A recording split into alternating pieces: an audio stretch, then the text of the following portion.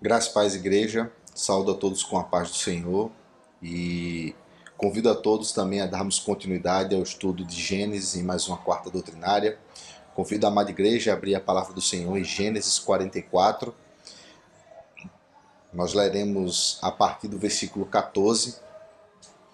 Mas antes de iniciarmos a leitura do texto dessa noite, eu convido também os irmãos e irmãs que estão assistindo a juntos orarmos ao nosso Deus para que Ele possa nos conduzir em mais um momento de doutrina com a sua igreja. Pai, nós somos gratos a Ti por esse alimento, Deus, que estamos prestes a receber. Obrigado, Senhor Deus, por mais essa porção da Tua palavra. Clamamos a Ti, Senhor Deus, que ela nos auxilie no nosso crescimento espiritual e que juntos, Senhor Deus, possamos nos fortalecer como corpo de Cristo, tendo por alimento a Tua palavra. Obrigado, Senhor, por tudo. Obrigado pelo Teu sustento. Assim nós choramos, em nome de Cristo Jesus. Amém. Gênesis 44, a partir do versículo 14. Nós leremos do 14 até o 34, irmãos, mas farei algumas pausas durante o texto, até porque o texto ele tem por essência uma explicação dada ali por Judá a José, seu irmão mais novo, e essa explicação é um pouco longa e vamos precisar falar de forma mais pausada para que o texto não fique, por essência, cansativo, mas também que não percamos ali o cerne do que Judá quis dizer a José, pois é muito importante essa conduta, essa ação do seu irmão mais velho. Então, a partir do versículo 14, assim nos diz a palavra do Senhor. E chegou Judá com seus irmãos à casa de José, este ainda estava ali, e prostraram-se em terra diante dele. Disse-lhes José: que é isso que fizestes? Não sabíveis vós que tal homem como eu é capaz de adivinhar? Bem, irmãos, aqui José está citando uma, digamos assim, uma tramóia que foi feita por ele mesmo aos seus irmãos. Nos versículos que antecedem a esse, José ele toma uma atitude, ele manda ali o seu mordomo colocar um copo de prata numa das sacolas dos mantimentos que os irmãos foram comprar no Egito.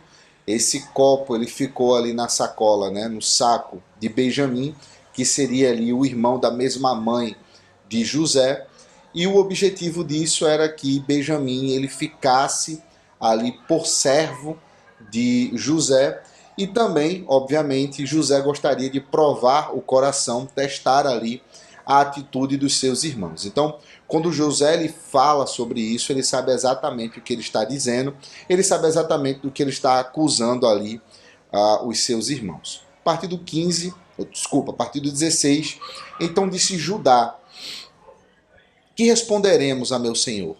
Que falaremos? E como nos justificaremos? Achou Deus iniquidade de teus servos, e eis que somos escravos de meu senhor, tanto nós como aquele em cuja mão se achou o copo. Judá, momentos antes, ele teria ali conversado com o mordomo de José, antes de chegar na presença de José, e teria defendido os irmãos, dizendo que eles não teriam feito nada, que isso não aconteceria. Inclusive falou que se acontecesse uma situação como essa, né, todos seriam escravos dele, ou até, na verdade, se colocou à disposição até numa situação de castigo de morte. Porém, José instruiu o mordomo a dizer que não aconteceria dessa forma, que eles se tornariam escravos. E quando aqui Judá ele se coloca à frente de José, não para acusar Benjamim, mas para dizer que todos ali estariam à disposição por causa do erro, desperta em José um olhar diferente, porque certamente, como eu falei anteriormente, ele estava ali provando, testando, né, a integridade ali, a maneira com que os irmãos iriam lidar diante dessa situação. A partir do 17, José ele disse, né, longe de mim que eu faça, que eu tal faça. O homem cuja mão foi achado o copo, esse será meu servo. Vós, no entanto, subi em paz para o vosso pai. Então José aqui, ele mais uma vez, ele faz uma afronta. Ele diz, olha, não me interessa que vocês sejam punidos pelo erro do seu irmão. Se ele errou, ele pagará pelo erro. E eu não sou um homem injusto, eu sou um homem justo. Então, eu não vou fazer esse mal. Até porque vocês já falaram para mim anteriormente que o seu pai é velho. Então, eu não posso tirar todos os seus filhos. Vocês sobem e ficam com ele. Quanto mais moço, ele vai ficar conosco. Então, a partir do versículo 18, Judá ele se aproxima e diz, ah, meu senhor, rogo-te, permite que teu servo diga uma palavra aos teus ouvidos, aos ouvidos do meu senhor, e não se acenda a tua ira contra o teu servo, porque tu és como o próprio faraó.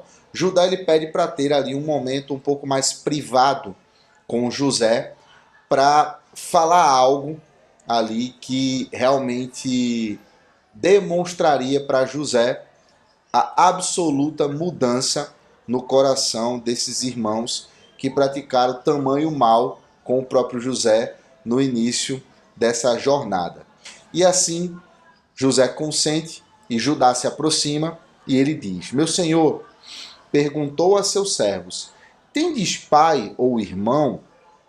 E respondemos a meu senhor, temos pai já velho, e um filho da sua velhice, o mais novo, cujo irmão é morto, e só ele ficou da sua mãe. Aqui os irmãos estavam falando do próprio José, né, que teria sido ali vendido como escravo, morto, e o irmão mais moço seria Benjamim, e ele finaliza dizendo, e o seu pai o ama. Então, Judá ele deixa claro, olha, o carinho que o nosso pai tem para com esse mais moço é um pouco diferente. Então, só ele ficou de sua mãe. E o seu pai, mais uma vez, ele reforça, o ama. Então dissestes a teus servos, trazei-mo para que eu ponha os olhos sobre ele. Respondemos ao meu senhor, o moço não pode deixar o pai. Se deixar o pai, este morrerá.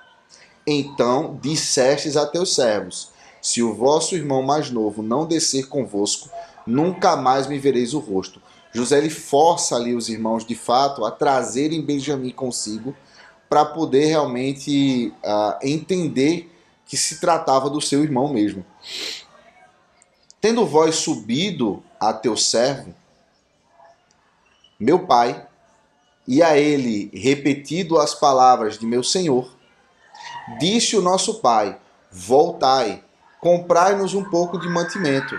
Nós respondemos, não podemos descer, mas se nosso irmão mais moço for conosco, desceremos, pois não podemos ver a face do homem se esse nosso irmão mais moço não estiver conosco.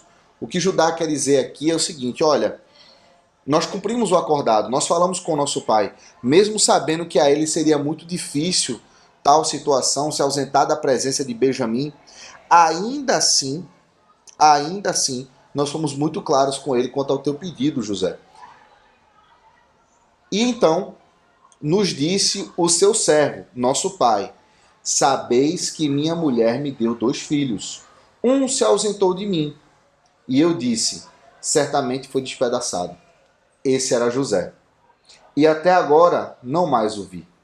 Se agora também tirardes este da minha presença, Benjamim, o mais novo, e lhe acontecer algum desastre, farei descer as minhas cães com pesar a sepultura. O que ele quer dizer é o seguinte, olha, eu já sou um homem velho, as cães são os cabelos brancos, então assim, se alguma coisa acontecer com esse jovem moço, como certamente aconteceu com outro, eu certamente morrerei.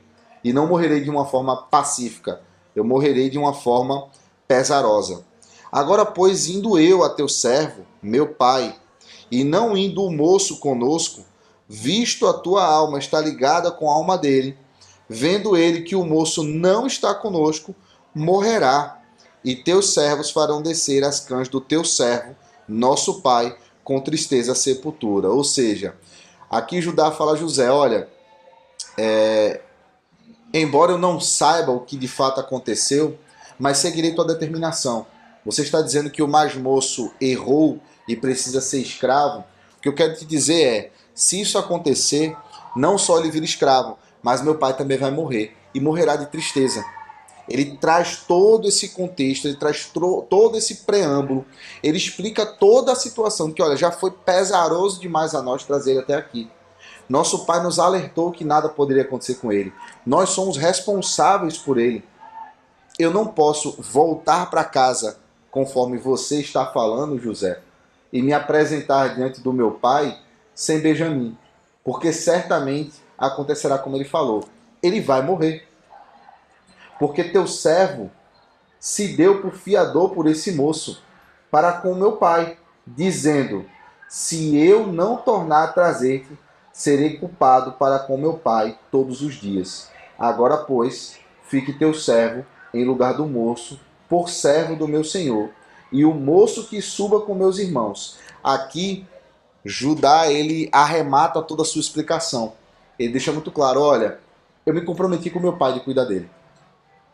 E me comprometi a tal forma que estou disposto em me entregar como escravo em prol do erro do meu irmão, para que não suceda mal nenhum a meu pai.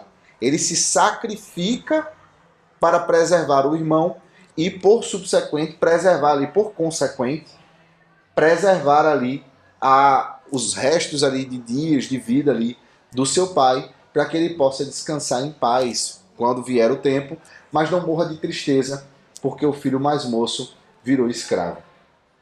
O último versículo, e aqui Judá ele deixa isso de forma muito clara, né? Ele diz assim, porque como subirei a meu pai se o moço não for comigo? Para que não veja eu o mal que a meu pai sobrevirá.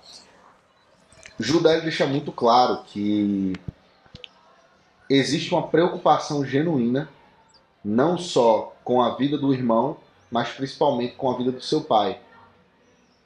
E aqui, irmãos, eu quero trazer à igreja um esclarecimento, um pensamento, um raciocínio acerca da atitude de Judá. Judá que foi um daqueles que consentiu com aquilo que se sucedera a José, um daqueles que ah, concordou com tudo aquilo que foi determinado, né? Matar o irmão, mas depois volta atrás, não, vamos fazer o seguinte, vamos vender como escravo. Judá estava no meio, Judá ele era um dos que organizaram essa situação. Muitos anos se passam e diante de todo esse texto nós entendemos que existe uma culpa carregada por todos esses anos que não foi apagada nem eliminada do coração. Se a gente voltar para o início do texto e a gente ler ali o versículo 16, as primeiras falas de Judá ele diz o seguinte, né? Que responderemos a meu Senhor? Que falaremos? E como nos justificaremos? Achou Deus a iniquidade de seus servos. Eis que somos escravos de meu Senhor, tanto nós como aquele em cuja mão achou o corpo. Aqui Judá, ele não só se coloca à disposição, mas ele coloca todos os irmãos. E por que isso, irmãos? Por que Judá toma essa atitude inicial diante de José? Aqui demonstra muito o seguinte, Judá em alguns momentos anteriores ele teria defendido ali o irmão, teria dito que aquilo não aconteceria, então ele sabia que nenhum deles teria pego o copo ou teria feito tamanha atrocidade, mas ele não podia fugir diante dessa situação. Então qual a conclusão que Judá tem aqui? Olha, Deus ele achou iniquidade dos seus servos, mas que iniquidade foi essa? O roubo do copo? Não, irmão, certamente não. Judá estava falando aqui do plano contra José, do que tinha acontecido décadas atrás, da maldade que eles fizeram para com seu irmão, que todos eram envolvidos. É tanto que quando ele fala assim, olha, eis que somos escravos do meu Senhor, tanto nós como aquele em cujas mãos achou o copo. Ou seja, todos nós somos culpados por essa iniquidade, não o copo, mas por termos permitido ali que o nosso irmão morresse, né? Virasse escravo e, consequentemente, morresse, né? Ele não iria durar, certamente não iria durar. Então, José entende isso. E ele de bate pronto, ele vai lá e fala, Judá entende isso. E de bate pronto ele fala, olha, seremos seus escravos, porque é justo. Por mais que não faça sentido o motivo de estarmos sendo culpados, certamente Deus está agindo com justiça, porque o nosso pecado é outro. Então que recai sobre nós a responsabilidade acerca desse erro. Quando José fala, não, eu não quero que vocês sejam meus escravos, vão, subam a seu pai, apenas o moço vai ficar aqui comigo, apenas o mais novo ficará comigo, porque afinal de contas ele que errou. E aí nós temos uma segunda atitude de Judá, que é se sacrificar no lugar do irmão. Irmãos, isso também demonstra um peso, uma culpa sendo carregada por muito tempo, que precisa ser curada. Ele carrega consigo ali o pecado de todos os irmãos. Afinal de contas, todos consentiram com essa atitude, todos erraram de um modo geral, mas Judá carrega consigo ali o pecado de todos. Inclusive, se fizermos uma analogia, seria obviamente guardadas as gigantescas, infinitas e absurdas proporções, seria ali o que Cristo fez, se sacrificou ali por amor de muitos. E Judá aqui, ele se entrega, ele se coloca ali à disposição de José para ser escravo no lugar do seu irmão, para que se preserve os demais, para que se preserve o que seria o culpado e para que se preserve também a saúde de seu pai. E aqui, irmãos, nós vemos uma atitude que chama a atenção de José, porque certamente não era o que José esperava. Ele tinha ali uma ideia de entender se os seus irmãos haviam mudado ou não.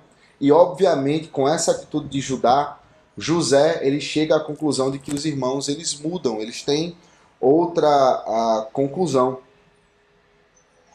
O Judá que anteriormente ele era frio, ele era frígido, ele era uma pessoa que orquestrava coisas terríveis, agora se demonstrou alguém compassivo, amoroso, alguém disposto a se sacrificar pelos seus irmãos.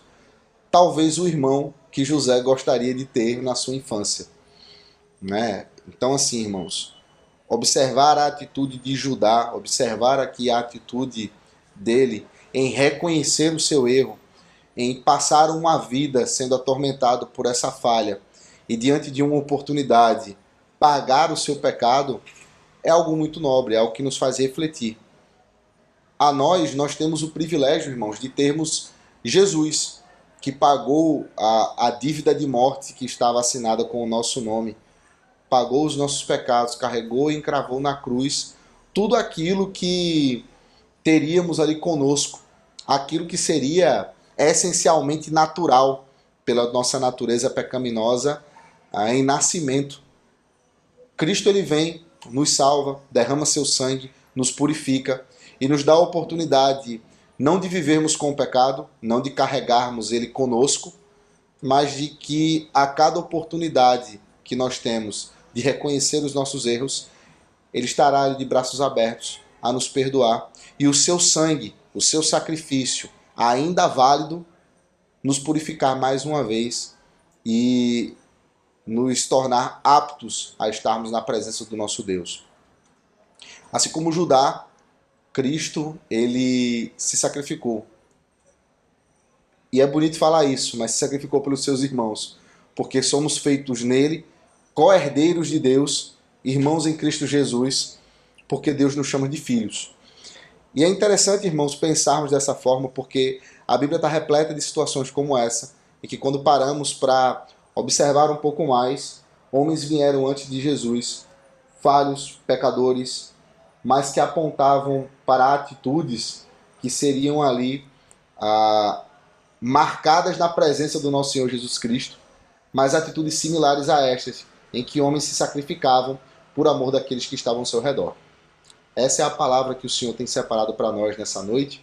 Espero que ela sirva de alimento para a sua vida, que possamos nos lembrar não só no sacrifício de Judá, mas lembrar que esse sacrifício aponta para uma ainda maior, que é o sacrifício de Jesus na cruz, por amor de mim, por amor de ti. Que Deus possa nos abençoar. Eu convido a igreja mais uma vez a orar ao nosso Deus em agradecimento por tudo isso que Ele tem nos revelado nesta noite. Pai, muito obrigado, Senhor. Se antes oramos agradecendo o alimento que iríamos receber, agora podemos agradecer o alimento que recebemos, Senhor. um alimento farto, Senhor Deus, riquíssimo, e que nos ajuda, Senhor Deus, a seguirmos adiante na nossa caminhada. Obrigado, Senhor Jesus, porque a palavra que nos foi revelada essa noite também aponta para o teu sacrifício. Obrigado, Senhor, pela tua misericórdia. Somos gratos a ti, Deus, por tudo que tu tens feito por nós. Obrigado, Senhor, e nos faz, Senhor Deus, relembrar dia após dia todo esse esforço, toda essa dedicação, toda obediência e o ato sacrificial mais importante da humanidade que tu fizestes por amor de nós. Assim nós choramos e te obedecemos, te agradecemos, te louvamos, Senhor. Em nome de Cristo Jesus. Amém e amém. Deus abençoe, meu irmão. Pai seja convosco.